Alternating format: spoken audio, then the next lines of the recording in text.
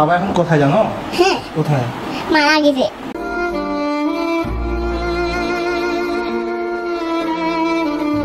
মাত্র 4 বছর বয়সে মায়ের বিচ্ছেদ আর বাবা প্রিয় মারা গেলেন পুলিশের গুলিতে। ছোট সাদিরা কিছু বুঝে ওঠার আগেই সব হারিয়ে ফেলল। সে এখনো জানে না তার বাবা আর আসবে না। তাই তো প্রিয়র মরদেহ বাসায় নেওয়ার পর যারা এসেছিলেন তাদের সাদিরা বলেছে, বাবা ঘুমোচ্ছে, তোমরা ডিস্টার্ব করো না।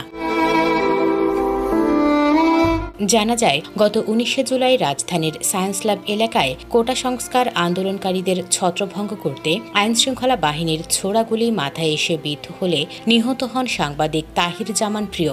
গুলির শব্দ শোনার পরেই ঘটনাস্থলে থাকা প্রিয়র বন্ধুরা তাকে মাটিতে লুটিয়ে পড়তে দেখেন। তখন একাধিকবার তারা প্রিয়র কাছে যেতে চাইলেও পুলিশের গুলির কারণে পিছু হটতে বাধ্য হন। পরে তারা আইনশৃঙ্খলা বাহিনীর কর্মকর্তাদের প্রিয়র মরদেহ উদ্ধার করে নিয়ে যেতে দেখেন। পরিস্থিতি কিছুটা শান্ত হলে প্রিয়র বন্ধুরা তার মরদেহের খোঁজে এক থানা থেকে আরেক থানায় খোঁজাখুঁজি করেন, কিন্তু কোনো থানা থেকেই তারা প্রিয়র মরদেহের তথ্য জানতে পারেননি। পরদিন তারা যান ঢাকা মেডিকেল কলেজের মর্গে। প্রয়োজনীয় পুলিশ ক্লিয়ারেন্স পাওয়ার পর তারা মর্গে ঢুকছিল। তাদের মনে তখন এক অজানা শঙ্কা ছিল। সেই শঙ্কা সত্যি হয় যখন তারা মর্গে প্রিয়র মরদেহ পড়ে থাকতে দেখেন। তাহির জামান প্রিয় যখন মারা যান তখন দেশ জুড়ে ব্রডব্যান্ড ইন্টারনেট ও মোবাইল ইন্টারনেট বন্ধ ছিল, ফলে সারা দেশের মানুষ একে অপরের থেকে বিচ্ছিন্ন ছিল।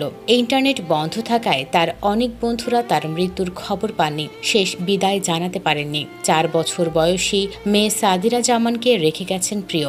যদিও বাবা মেয়ে ভিন্ন শহরে থাকত, কিন্তু প্রতিদিন রাতেই ভিডিও কলে কথা হতো দুজনের। 19 জুলাই থেকে দাদিকে একটি প্রশ্নই ক্রমাগত করছে সাদিয়া, বাবা কেন আমায় ফোন করছে না? কিন্তু এই প্রশ্নের কি উত্তর দেবেন জানেন না প্রিয়র মা শামসিয়ারা জামান।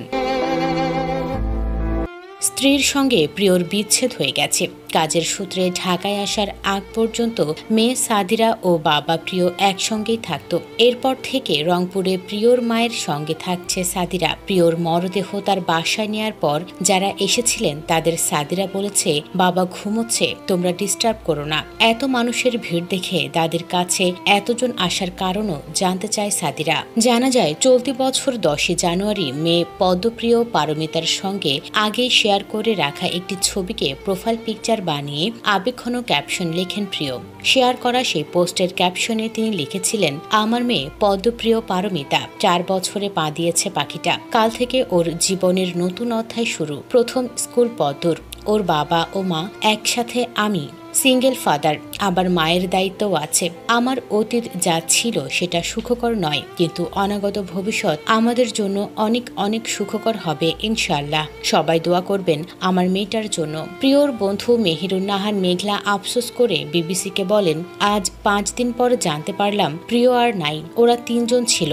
একজনের হাত ঘেঁষে ওর মাথায় গিয়ে গুলি লাগছে, লাশটা পড়েছিল। গোলাগুলির মাঝে কেউ উদ্ধার করতে পারেনি। 2 দিন পরে পরিবার লাশ নিতে পারছে। প্রিয়র 4 বছর বয়সী একটা কন্যা সন্তান আছে জানিয়ে তিনি বলেন, বাচ্চাটাকে মাত্র একটা ইংলিশ মিডিয়াম স্কুলে ভর্তি করছিল। প্রিয়ই ওর বাবা মা ছিল। ঘনিষ্ঠজনদের দেয়া তথ্য অনুযায়ী মোহাম্মদ আবু হেনা মোস্তফা জামান ও মোসাম্মদ শামসিয়ারা জামানের সংসারে 90-এর দশকে প্রিয়র জন্ম। রংপুর শহরেই তাদের বাড়ি।